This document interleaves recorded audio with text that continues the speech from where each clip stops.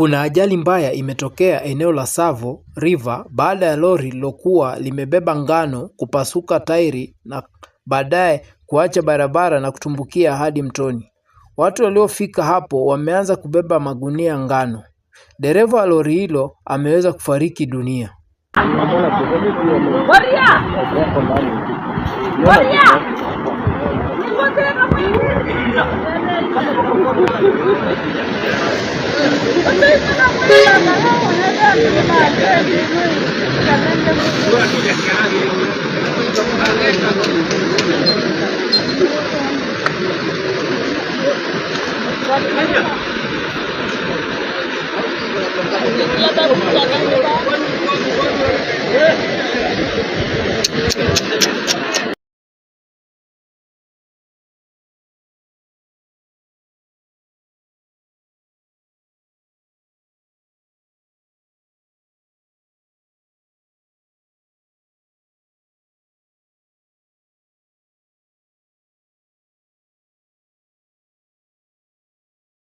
Thank you for watching. Kindly don't forget to subscribe and share.